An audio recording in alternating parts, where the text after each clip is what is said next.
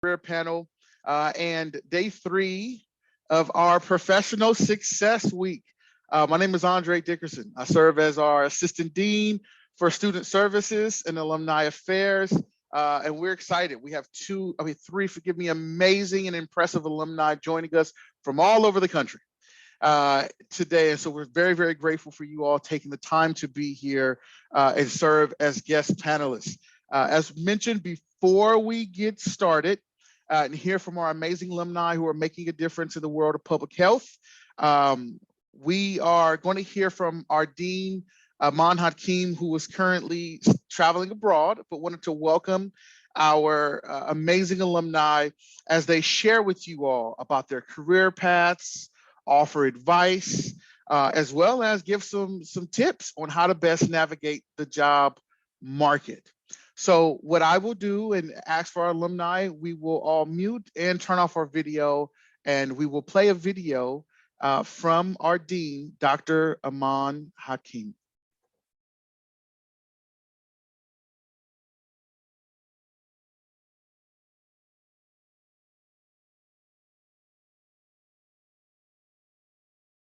Greetings from sunny Cairo. Welcome and thank you to our student and alumni for joining us today for our Alumni Career Panel. The panel is part of the college's Professional Success Week, and I want to thank everyone in the student services who organized this week's events to help our students. I am excited that we have 3 outstanding alumni here to discuss how they transitioned from earning a MEZCOPH degree to navigating the job market and becoming a public health professional. We are excited to hear about the path that led them to the role they play today. All our panelists have successful careers in public health. They are making an impact not only in the communities where they live in Arizona, New York, and Washington, D.C., but they have used their experience and expertise to help people globally. Welcome everyone, and my sincere thanks to our alumni who volunteer their time and experience to be part of this panel and event. Allison Jacobs, Mayrouhani, and John McElligott. Thanks for your support to the Zuckerman College of Public Health and for being a public health champion. Again, thank you everyone. Greetings from Cairo, and bear down.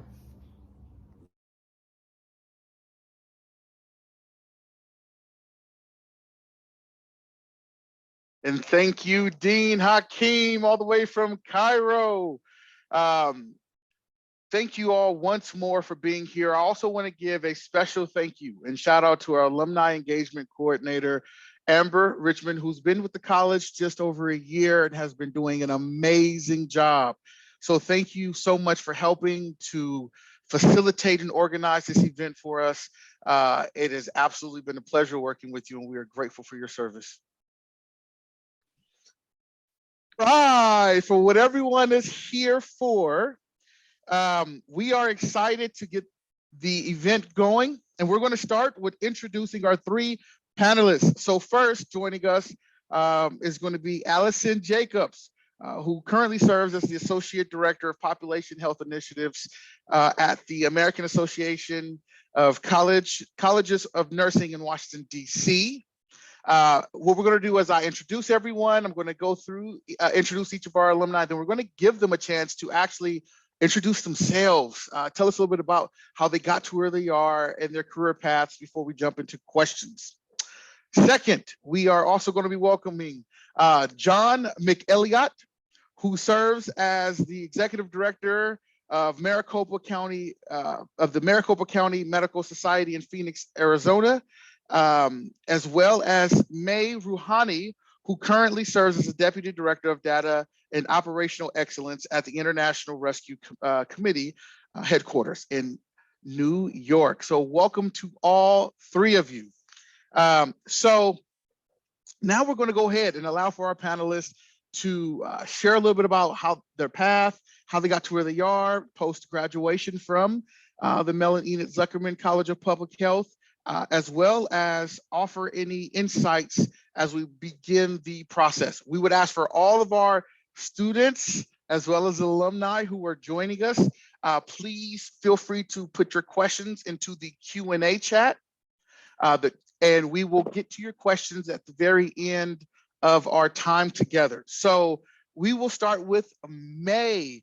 Please feel free, take the next 5 minutes to share with us a little bit more about your background and your career paths where you are now. Thank you so much, Andre. My name is Mayrouhani. I go by she, her pronouns, and I'm an Iranian American Baha'i coming into this space today. I am the Deputy Director at the International Rescue Committee for Operations and Data Excellence, Data Operations Excellence, and I actually kind of invented this work by working in this sector now in global humanitarian aid for the last 8 years since graduation. Basically, my program was I went through my bachelor's in public health with McElligott Zuckerman. I was pre-med and fell in love with my first internship in my bachelor's program, which was with IRC Tucson. And I was a health advocate intern. I picked up refugees. I took them to clinics and hospitals. I helped ensure that they got culturally competent care. And it was a personal importance to me to make sure that I'm serving a community of people that come from identities that are similar to my own, but also that might be struggling because of other things that I might not personally understand, like the color of their skin as well. So it was really a great experience to do that internship. And so I applied to the MPH program, got accepted, and I focused on family and child health. I think that the key for me was trying to take as many opportunities to do research and take coursework in epidemiology and biostats. I just knew that, I personally don't believe that we should graduate and then start telling people in different countries and communities what they should do with health programs. I think that they should be empowered to make decisions on their own. They know their culture better, they know their context better. We should make it easier for them to understand it. And I knew that that would help, that the best way I could help is through processes, tools, and efficiencies. And that is operations, and that is data. So at IRC, what I do and my team of 7 amazing analysts and developers, software engineers, and program managers all support our CRRD, which is our crisis recovery response, disaster response side, our international program side, and our RISE side, which is our resettlement, asylum seeking, and integration side. We support both sides of the business and making sure that they are equipped with standard ways of collecting data on security incidents, on staff demographics and information, as well as equipping them with tools like Power BI dashboards, business intelligence data visualization tools, so that they can quickly look at data to make quick decisions on. I've been to over 16 different countries at this point now with my role at IRC, and it's honestly been through relationship building and establishing trust with the colleagues that we work with in the countries that we work with. And these stakeholders, to me, the most important thing is being humble and not coming across like I know more than they do when they're the ones that are sitting on the ground closer to our clients. And I can't tell you enough that that is the biggest, most important thing to come into this sector with, is know that there are people that are coming forward with trauma, and they're coming across with, there's an intersectionality of identities that are affecting their ability to live a healthy, happy life. And so the best thing that we can do is empower people to make decisions for their own health and their own lives and support them, again, through tools, technology, operational efficiencies. So yeah, that's the work that I've been doing, and I love it so much. And I'll just share with IRC right now, we are responding on the Ukraine crisis right now. We got staff on the ground right away. We already were in Poland before all of this started to really become a big issue. And then we are continuously still supporting. Let's not forget our existing crises in Tigray and Ethiopia, in Afghanistan, the famine in Somalia and Yemen, and many, many more places. And I think that that is one of the biggest things I also want to just say is, like, the Ukraine crisis got a lot of attention, but also a lot of attention, and to be very frank, because it's a European country. And so let's also just be very conscious that we have a lot of crises happening around the world. They're not all getting media coverage, and they're not all equally and equitably getting the space that they deserve in media and by our donors. So really, really happy to be here and so excited to see your questions and support all of you in your career. Thank you so much for sharing, May. One, we appreciate your advocacy and all the work that you're doing. It's very impressive. to hear all the work that you were doing. So thank you, and we're going to hear from Allison next. Hi, I'm Allison Jacobs. I am currently the Associate Director of Population Health Initiatives at the American Association of Colleges of Nursing in Washington, D.C. We go by AACN for short because it is a handful. I would say that my path to where I am now started in my MPH program at University of Arizona because we have to do a practicum. And I was looking for what my practicum would be, and I didn't know what I really wanted to do. But then I saw this advertisement, I don't even know where it was, and it said implementing environmental strategies for substance abuse prevention. I had no idea what environmental strategy was because in the program, we usually just talk about policies. So I knew it had something to do with policies, not entirely sure. So I answered the advertisement. I think this was, I feel like very old saying I answered the advertisement. So I then found out that they wanted a program assistant for a local community coalition. It was called the Community Prevention Coalition, and it's in Tucson. I hope they're still around. They do a ton of great work, but I was as in this position, I was promoting and advocating the implementation of environmental strategies to reduce underage drinking in the community of Tucson and the greater Pima County. This work had me communicating, interacting with a variety of community partners and organizations throughout Tucson and Pima County. And I was in charge of organizing monthly meetings and trainings. And I think our work could be best summed up by Margaret Mead's quote, "Never doubt that a small group of thoughtful, communicated citizens can change the world. Indeed, it's the only thing that ever has." And so with this group of organizations and individuals representing, a diverse sectors, all the way from faith-based to healthcare, to education, to emergency services in Tucson, we implemented environmental strategies that were targeting the data that we had. So for underage drinking, we saw that being at in the U of A area, that there was a lot of college campus drinking, especially off campus. So they passed the social host ordinance and the red tag ordinance. And basically that punished adults for purchasing alcohol for underage individuals. It also put a warning. Red tag was a warning that, your party is too loud. If cops come back, you get one warning. Come back, then there'll be a big red tag, not easily removed from the window of your apartment, your house. So this group did a lot of stuff. So I also did my thesis with them. So I got a job there. I also did my thesis as a side project working with campus health at U of A, because they were trying to implement a policy called voluntary keg registration.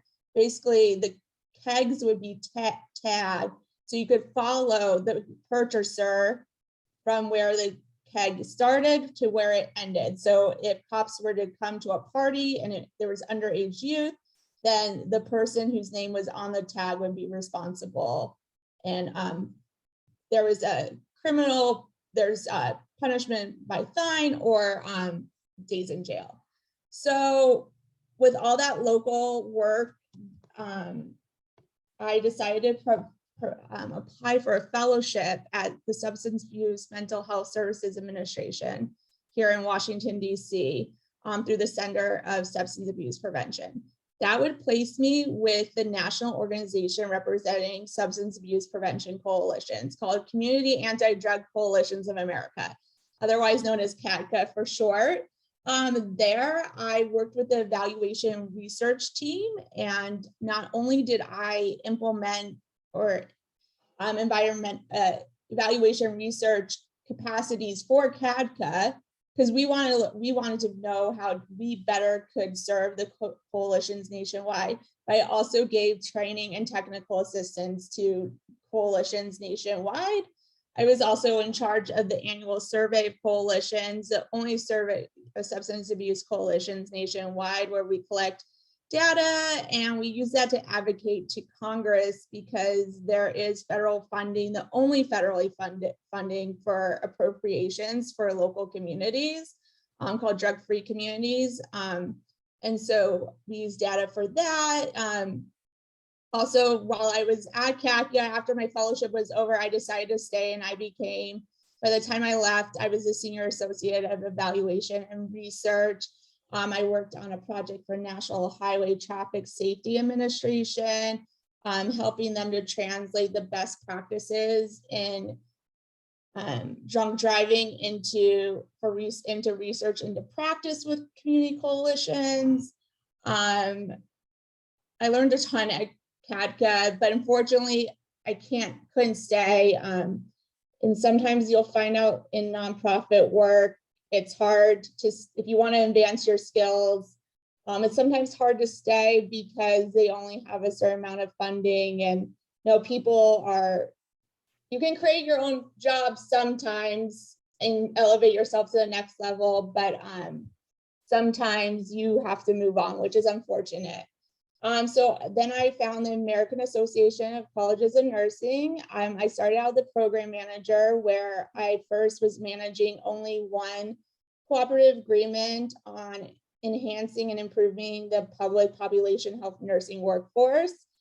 From there, I'm now the associate director. I manage a couple of cooperative agreements. We just got $1 million from CDC to build the COVID vaccine confidence of nurses to be able to talk to their communities to make them more confident in getting the COVID vaccine. So that's what's going on with me. I'm also a doctoral student, getting my in public health and leadership at the University of Illinois at Chicago. So that's what I have going on right now. That's amazing, Allison. Similar to May, it's so impressive. It's very, very impressive and amazing to hear that. So John, we'll go ahead and bounce to you before we jump into questions. Tell us a little bit about your career path, John, and what you have going. Thanks a lot, Andre. Thanks to you and MEZCOPH for hosting this, and thank you, May and Allison. So yeah, let me tell everyone about my journey. I think it started in the Peace Corps. So I, after undergraduate, decided to go volunteer. I went to West Africa, Cote d'Ivoire, and then we got evacuated and I transferred to Madagascar. Both great places. If you get a chance to travel, go check it out. Lemurs are real and they're a lot of fun and they're very cute. But during that process, I really got exposed to some very foundational community level sort of population-based issues, which turned me on to public health. So then I came back, I applied to the Carbondale Fellows programs at different places and decided to go to University of Arizona. My focus was on policy and management. So I understand and appreciate all the biostats and epi work, know enough about p-values and confidence intervals and so on. But my focus has been on the program management and the policy, implementing that stuff and really understanding the politics side of it as well, because public health deals with the public, and that deals with politics, and that deals with funding that we've all talked about and impacts the programs. So trying to operate at a higher level, I think, with the management of that at either a county level or a state level or whatever. So when I was in school, helped out with some programs like global health because of the Peace Corps connection. Brought to campus a global health consortium, which grew across campus to different colleges. That may still be going on. And then got involved with Engineers Without Borders. So just think about all these different ways that public health connects to other professionals. I mean, there are endless possibilities and combinations of things you could do and plug in as the public health person. Regardless of whether you know what's going on, you can learn on the job. You can volunteer and help out. And then from there, took a job with ADHS, so the Arizona Department of Health Services, and I was working in the Women and Children's Bureau, working on newborn screening. Very cool.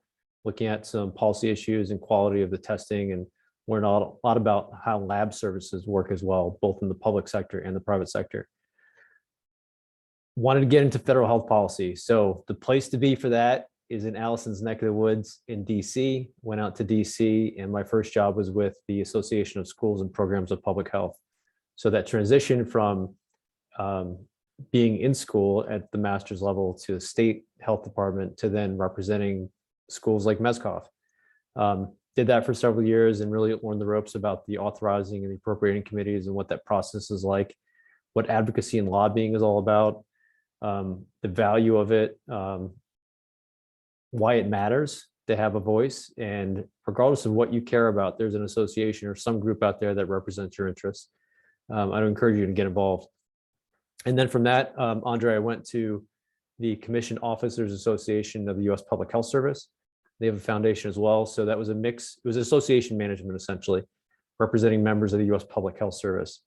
You often don't hear about them unless there's a problem. So for the last 2 years during this global pandemic, that's been a big problem. Every time there's a hurricane or tornado and there's some kind of health impact, those people are behind the scenes helping out. So we were basically representing their interests in helping to organize them.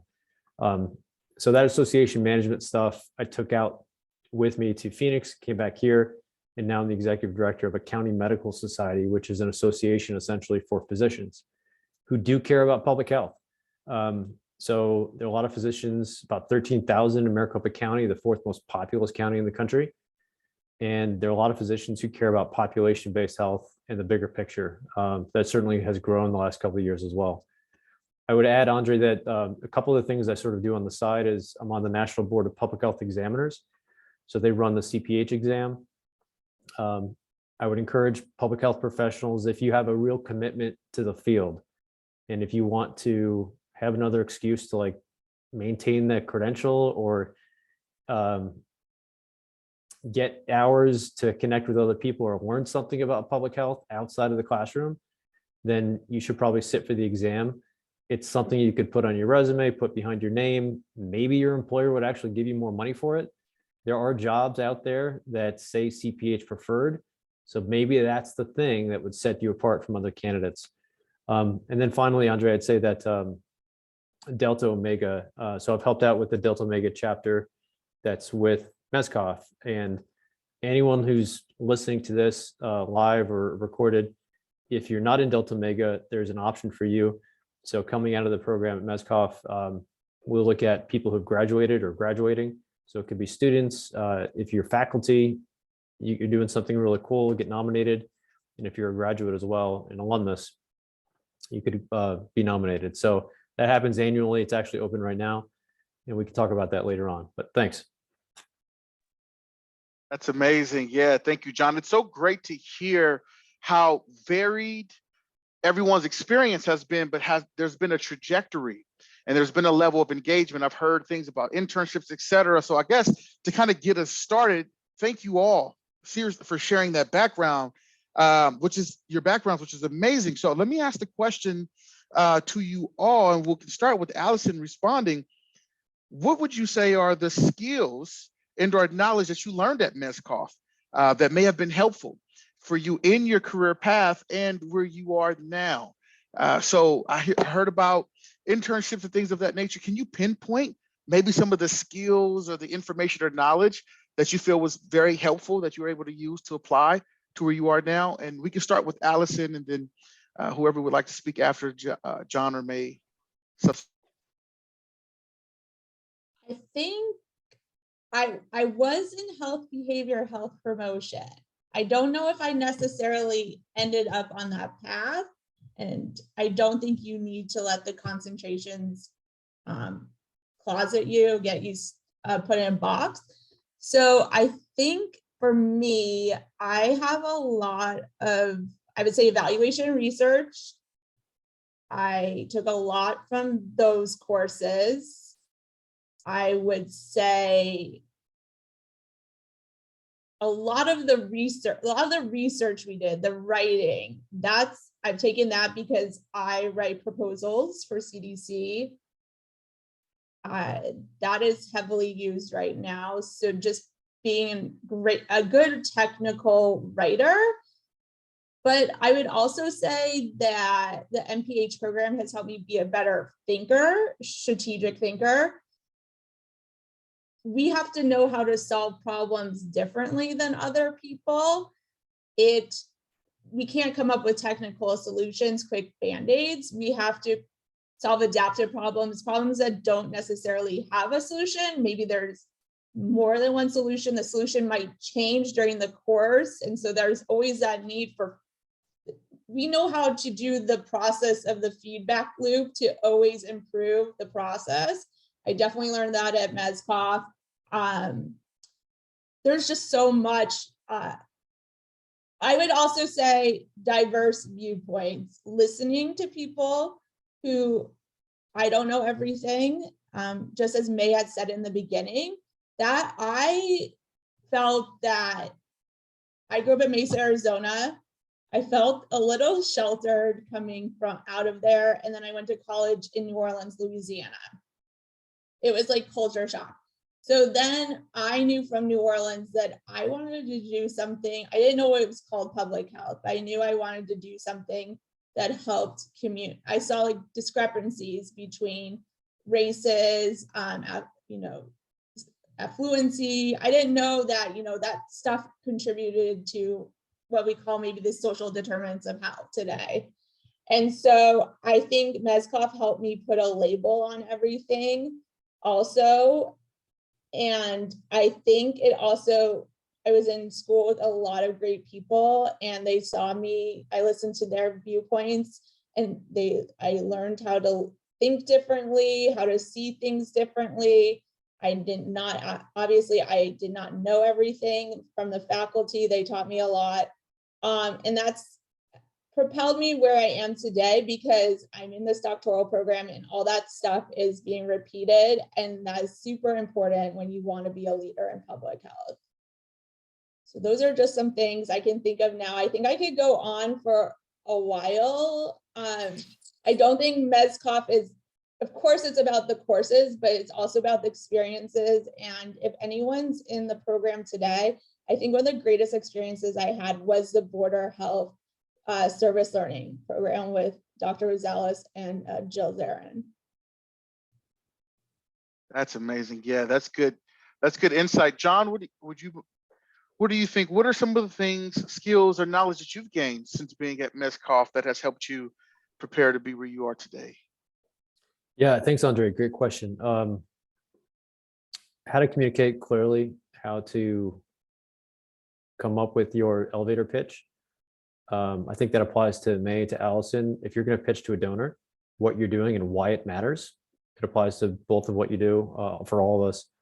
Why public health matters, like why anyone should give a damn about what you do is a big deal. Sometimes that's if you're on the street, trying to talk to somebody about why a vaccine matters.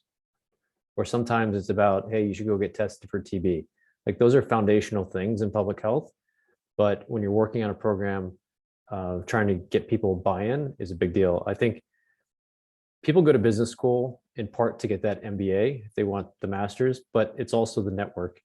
I think the network that you'll get at a doctoral program or certainly a master's program, even undergrad, but I would say it's at the higher level, is going to prove to be valuable later on. And there's so many people, as Allison alluded to, the social determinants of health, so many people that are on this team and under this massive umbrella that we call public health. Just knowing like who those other players are and knowing how to go find the people to stretch yourself outside of your comfort zones is a big, big deal. And I would say this kind of connects to a question that we see in the Q&A, a tip, which is to just volunteer and show up. It matters a lot. Do some things that people don't want to do. There'll be a place for you at the table. If you just show up and you show that you're consistent and that you care, there'll be a place for you and you can expand. And then that network is going to pay dividends to the program that you're working on right now or the next job that you want later on. That's great. Yeah, that's great. That's great advice and insights. May, What about you? What are some things that you can think of? We've heard some really great stuff from Allison and John. What about yourself? For me, there are three things. The first is program management from start to finish. So design, planning, execution, closing out a project, ongoing monitoring and evaluation. And specifically because I have not really seen us do programs without a technology component. We're in a very digital age right now, and delivering and designing any technology requires very clear product management, which is very similar to project management. So really understanding how to do that and following that process, and not just being somebody that can be theoretical and write really good research papers, because you have to implement, you have to measure that you're doing a good job, and you have to adapt and be flexible to change based on feedback. The second big thing is relationship building, and relationship building is all linked to trust. And relationship building is also part of stakeholder management, identifying who your stakeholders are, who are beneficiaries of the programs that you're running and designing. That was really huge when I took Dr. Sheila Parker's class in my undergrad, but also Dr. John Ahiri was a big mentor for me around how we're actually looking at the communities that we're serving and designing programs for their needs in partnership with those clients as well, so that we're bringing those clients to the table to design the program. I'm not going to sit and design it in a room with other smart MPH people. We're going to bring those clients to the table with us and build it with them. And that is really critical to really think through. And then the last is cultural competencies. So like really, again, I can't emphasize being humble that just because we were privileged to go and get a master's in public health doesn't mean that those people that we're serving or from other countries don't have skills and knowledge that they can actually help create a better solution for ours. And what might work in the US may not work in the context of Cox's Bazar in Bangladesh. And during COVID, we really saw a lot of this too, as an example as well, where we had people in the US trying to call up our offices in Bangladesh and say, hey, your health facilities are not built to these standards, but they didn't factor in the climate, the materials available in those places that they were building health facilities. And that's really critical to not come across again, like what you know and have learned in this country is going to work in other countries too. And also understanding power dynamics with that cultural competency. You'll get on a call and they see your face, they hear your accent. You don't look like them and you don't sound like them. So they may not feel comfortable truly telling you that what you're proposing is not going to help them and is not a good idea. So being able to really establish that rapport and understanding cultural competency comes in the form of asking questions, taking time to humble yourself and really building those relationships. And again, going back to project and program management and knowing that you have to build in feedback mechanisms in place throughout implementation. That's your monitoring and evaluation. And then when you do close out a project, do lessons learned, learn from it, and do it better the next time. Thanks. That's great. That's great. Okay, so you all not only shared the skills and knowledge, but intertwined in there was really great advice you all gave to our attendees. So starting with May, if you've served on a hiring committee or just taking your knowledge into consideration, what advice would you give to someone in terms of how to stand out via your resume, cover letter, when you're undergoing the process of trying to get a position, whether it be the position you hold or just within your organization? What do you think, May? Yeah, I've hired a lot, especially since I've kind of created my own role and my own team and got support from this organization to do this. So I have a team of 7, and then I've been sitting on different hiring panels. I think the key is really expressing that you can relate, especially in global health, international health, that you can relate to these populations we're serving, whether it's through personal vulnerable experiences that you have, or whether it's through a way that you think that as a public health person, you can empower and amplify people's voices in a way that you would find is authentic to you. So it comes through really evidently when it's like people apply and they just want to like help people. And it's like, okay, well, everybody wants to help people, but like, what do you actually want to do and why are you in this industry? Because you're not getting paid a lot of money. It's really stressful. You're not really seeing work-life balance all around the board. There are emergencies happening all the time. So, and then there are people that we're serving that have been through trauma. So I think really the key is illustrating why this is a close connection to you and why your values are aligned with this work is really critical. The other is also like the willingness to be open to feedback and to learn. A lot of the things that I learned was on the job. I started off as an intern. Even after graduating, I was young to graduate. I went from bachelor's to master's. Like, people wanted to put me into an assistant role, and I was like, fine, I'll do your expense reports for a year, but can I also take on some other projects? And as I was doing that, understanding too that this is going to be tough, but like now that I am also in a position of hiring people, I make a very intentional choice to not do that to new graduates, because I want to make it clear that you don't need to have had extensive experience. As long as you're passionate, you care about doing this work, and you'll be open to learning and feedback as you're growing throughout your career.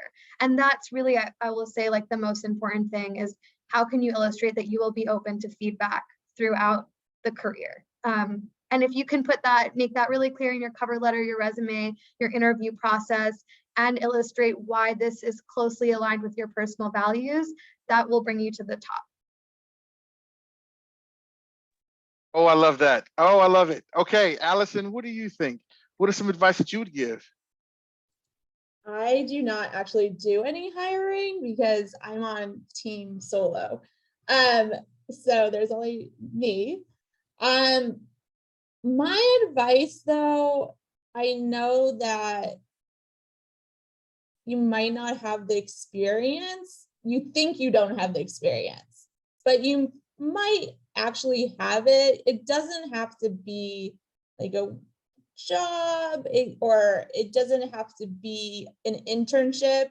It could be, I used a lot of stuff when I was applying for after my master's from the MEZCOPH program, because we did get to do some real life projects where we worked with stakeholders. I remember there was one where someone came over from the medical colleges and asked us to work on a project with them. And so if you're able to relate that to the skills or expertise in a job description, I think that can work. I think volunteering also is a big plus if you do not have work or internship experience. I volunteer currently when I have free time here. It's, maybe one day I'll come across a job I really want and I don't get to do, those things in my job now, but my volunteer position might be the thing that gets me through the door. I would also say, don't say no to anything. I remember at MEZCOPH, I joined like the Public Health Association or the Global Health Alliance. We also had this cool opportunity where the faculty helped us put together a trip to Guatemala and Mexico border. So I think that you have to sometimes be creative, and even if you don't have the skills, say, hey, be open to admitting that you don't have it, but you're willing to learn. I think even now I'm looking for a job. I always keep myself open to looking for a job.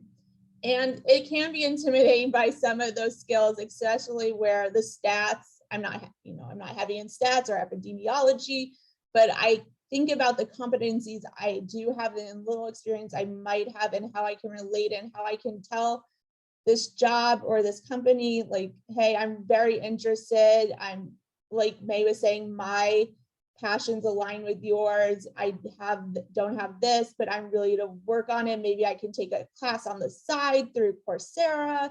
I mean, there's just a ton of, don't say no. I think just don't close yourself off to opportunities. I love that. I do. I love that. Be open to network, be open to opportunities and experiences. That's great. John, what about yourself?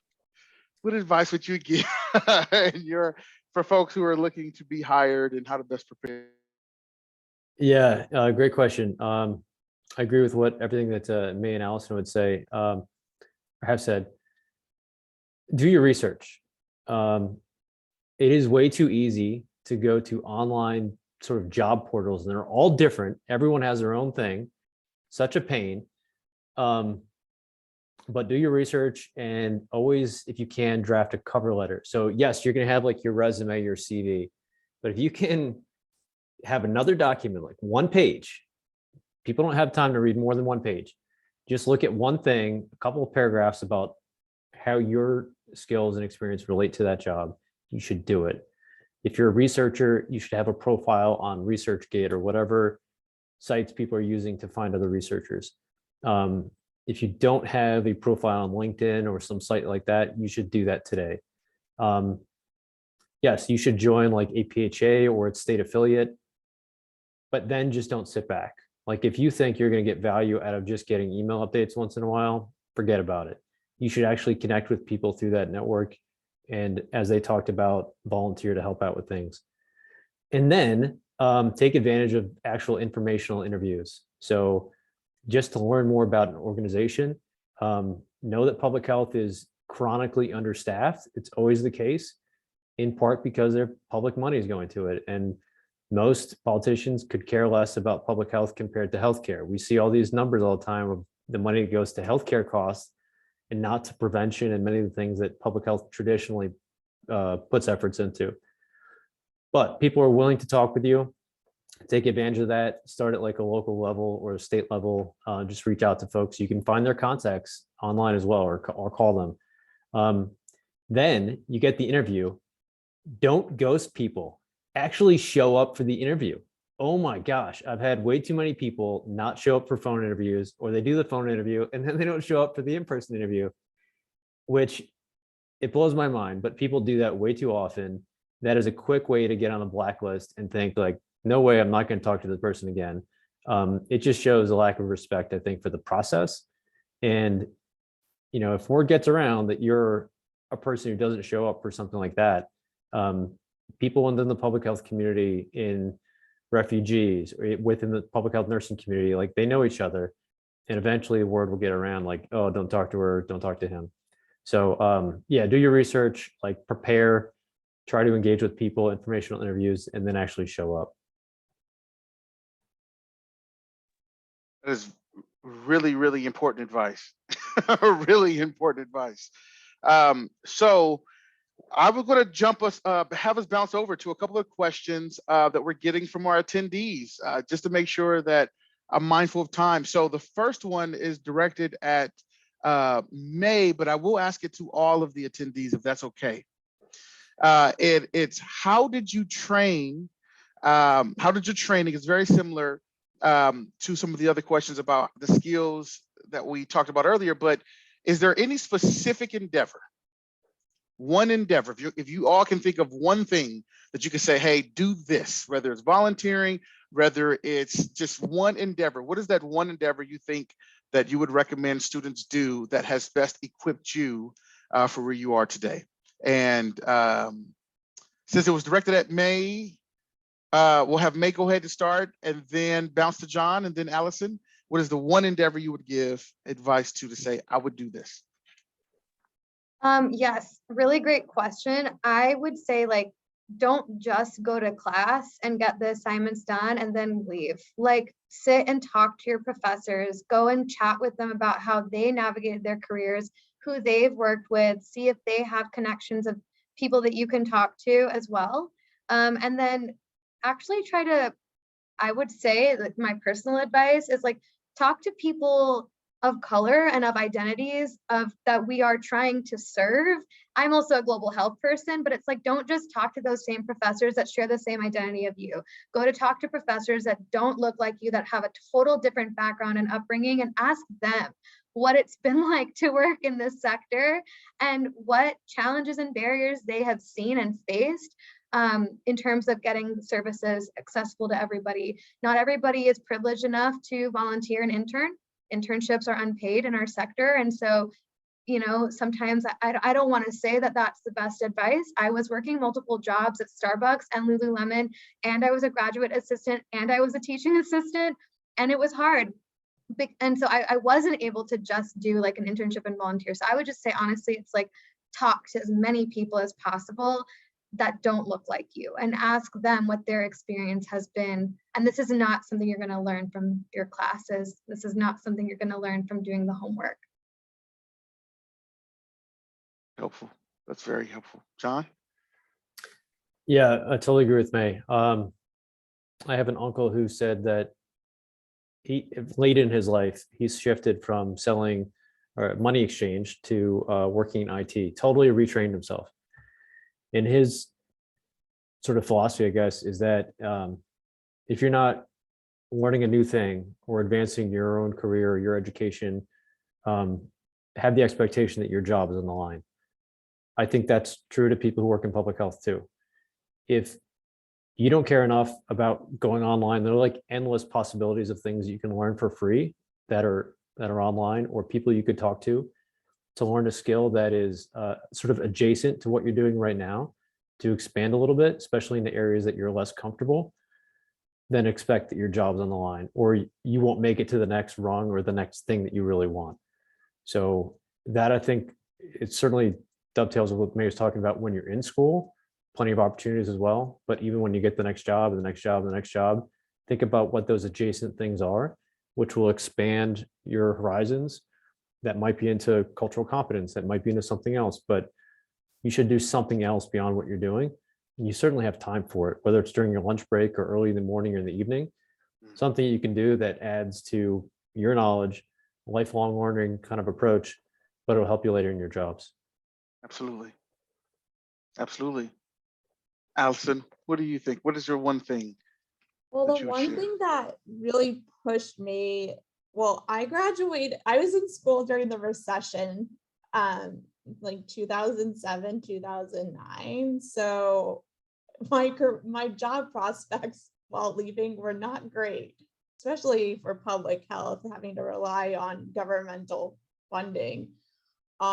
So I applied to as many jobs as I could, but I really wanted to get, I love Tucson, Arizona, and my home state is Arizona, but I didn't want to stay in Arizona. That's always been my life goal. So I just looked for different ways that I could leave, but still get paid and still go beyond working at the local level to Washington, D.C. And I never knew about all the fellowships that you can get with any government agency. There's fellowships at CDC, and a lot of them emphasize for current students or early career professionals. There's even fellowships. I think ASPPH might have fellowships. And it's really to launch people coming right out of graduate school, or I'm not sure about baccalaureate to be sure, but I think a lot of them are for graduate school, to make that next step in their career, but also get training at the same time and networking. And I think that really helped me. It wasn't a salary, it was a stipend. It's hard to make that stipend work in DC, but I made it work, and it's helped me get from here to, so that's my big thing that I did. And if you just go online, you will see that there are a ton of early career programs for, especially in public health. That's actually really helpful, and kind of touching on the point May was mentioning it earlier about maybe opportunities to get the graduate degree may not be there, or if there's other things. That was great advice you just gave as well, Allison. One of the other questions, and we can start with John, is because you were just mentioning, Allison, about maybe the fellowships may not be available for those out of undergrad. What tips would you give to students who are finishing undergrad, and specifically asking if they are unable to earn their master's immediately? So maybe starting with John, then go to May, and come back to Allison if you can think of anything else. What tips would you give to someone who's unable because of circumstances to earn their master's coming out of undergrad? Yeah, so I would say, even if you are able to, not to do it. I would encourage you to go get a job, live real life outside of undergraduate, which is quasi real life. If you have a job while you're an undergrad, even better. But I think everyone should go live on their own, like pay rent, do all the things that you can survive on your own, and hold down a job, and then go to get a master's degree. If it's in public health or healthcare or something that's close, even better. It's going to help you to get into school, help you get into more schools. And it's really going to help you to figure out what you want to work on in your degree program. I think there are far too many people who go into the master's degree program and so like, I don't really know. I'm just going to pick something because I have to. And you kind of go with it. It's okay to some degree because your career is going to be like a choose your own adventure book. And it's going to go in a different direction. It's never going to be what you originally thought it was going to be, which is normal and fine. So yeah, I think if you can't afford it, great. I mean, go get a job, and there are plenty of things that are out there, of course. Just understand that, I think May and Allison talked about this before, you're getting into public health. It's not going to earn you as much money as if you were going into some other fields. That's okay. You can definitely earn a living doing this. And I would say the guiding star of why you're doing it should stay important to you. Tell yourself, like, why am I doing this? What is the greater good? And how can I drive to improve population health for people? If that's what you care about, it's going to get you through the hard times as well.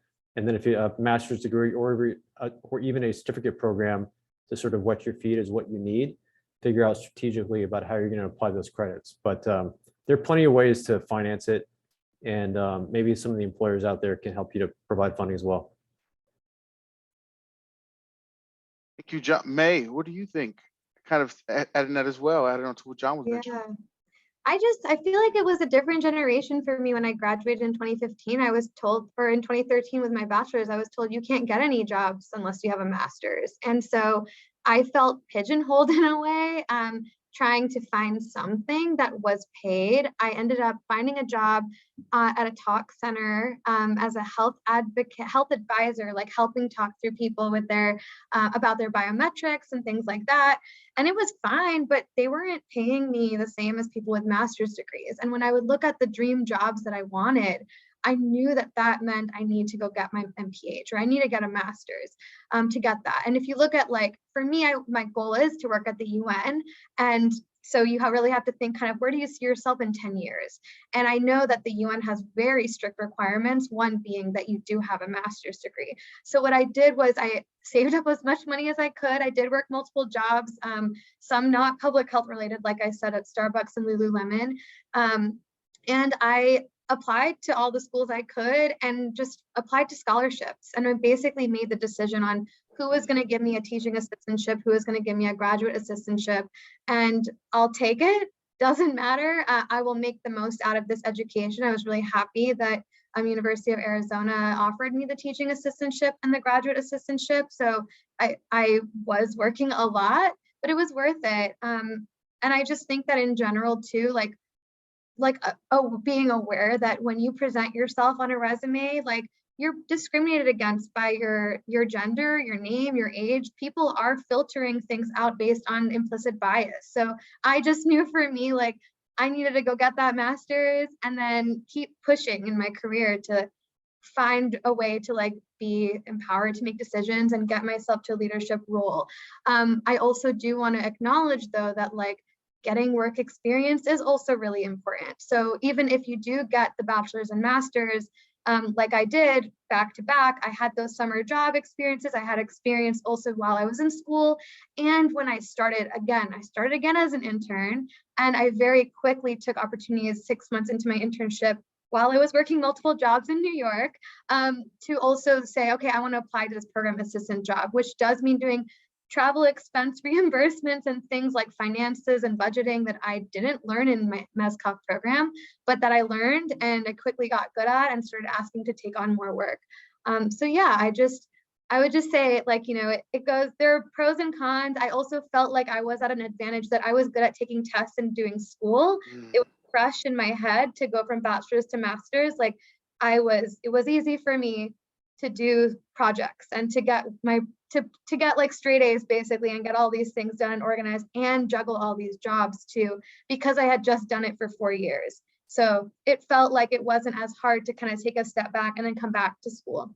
But it was harder to contribute to like specific things that other people had that did go out to the Peace Corps. But I'm an Iranian American immigrant. So I also had personal stories that I could relate to when we were in like our global health classes and stuff. So really it depends on the individual, and we're all in different places and all paths are going to lead you to the right place. Just know where you want to be in 10 years and work backwards. I love that. I love that. Allison, is there anything else? You kind of gave some advice a little bit earlier, but want to see and check in if you had anything else you want to share. I think I kind of agree a lot with May, what May said. She's so inspiring. Jeez.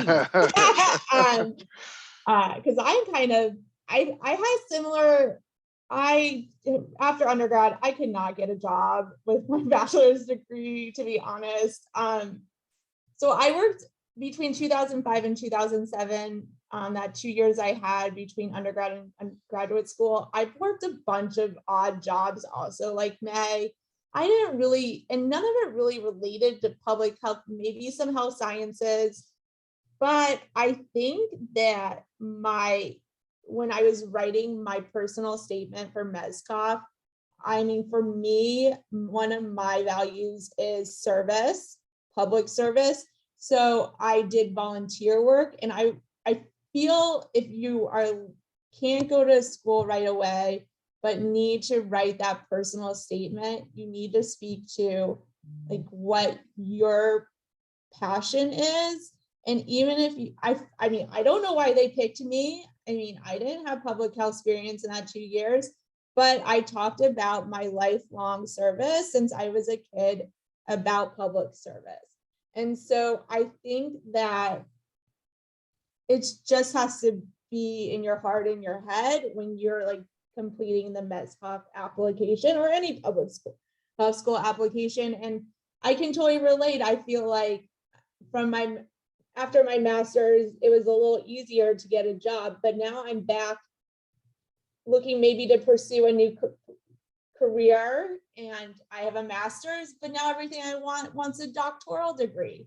So I'm back in school now. It feels like, why can't just job experience sometimes count for that degree, unfortunately? So I think it's okay if you can't go right away, or if you can, you just got to do what's best for you, and just think creatively and strategically. I love that. Okay, so it's great because it's different perspectives. And I think it's all applicable and all valuable because everyone's circumstance is going to be unique, similar to the questions coming forward of we will have some students and alum that may have the opportunity directly out of undergrad to go and get the master's, and then those who cannot. And so it's great to be able to hear the varied perspective of what was the experience like with just the bachelor's, or what path can you take if you have the opportunity to move forward to get the master's. So being mindful of time, it's 1 p.m. Arizona time, 4 p.m. New York, I think, and DC time. I will, if it's okay with you three, I would like to ask one more question on behalf of the group and our attendees. Okay. What is the last piece of advice you would give, or you would emphasize, something that you've already communicated that you feel like you want to emphasize and reiterate, especially for those who are unsure in which direction they should go in their career in public health? So just any bit of advice that you would give, whether it's new or re-emphasize, and then especially take into consideration that folks don't know what direction to go in oftentimes. So if you don't mind, I would love to start with Allison, then go to John, and have us wrap up with me. I would say, I mean, when I graduated from undergrad, I had no idea what I wanted to do. I mean, you get a bachelor's degree, and I don't know anymore, but I was so confused, and I had to go back to Arizona and live with my parents. And it was just a very interesting time of life. But I think even now to today, I mean, I don't want to say like, don't say no to anything, but like, you have to do it within your own boundaries. I mean, there's only so much you can take on, and, you know, health-wise, mental health is so important right now. But even today, when if my boss or colleague asks me if I can do something, and even though it's not in my scope of work, but I find it interesting, and it might lead to me talking to a new group of people or in building a skill that I'm not strong in, I try to do it. I try to fit it in, because that's where, when you don't have the experience and you don't know where to get it, that's where you get it from. I would say, like, I owe a lot of gratitude for MEZCOPH giving me, you know, the education and the training, but the on the job has been very important in getting me to where I am today. John? Yeah, thanks. So I'd say know where you came from as an individual, but also the public health system, how it has evolved to where it is today, which is really important to know the sort of foundations of what public health or whatever aspect of public health is in that you're in. But then that's not enough. Like, figure out what the next thing is, because it's always changing, and figure out what those tools are that would add value to your team. Healthcare is moving toward this value-based care reimbursement model, greater consolidation in the field. A lot of changes going on in public health for systems. Social determinants of health, you know, wasn't really a big term 20 years ago, 30 years ago. Now it's everywhere. It will become something else later on. At an individual level, there's a lot going on with working toward genomics and precision medicine, which will have an impact on the population. How you communicate with people really matters. If you're looking for funders and donors, how can you get more money out of donors? How can you make it easy for them, or the easy choice to be the right choice, or the right choice to be the choice rather. So yeah, know your history, know the organization's history and the system in which you're working. And as I think it was Wayne Gretzky, you know, try to figure out, skate to where the puck will be. And then I think applies to public health as well. May. Thank you.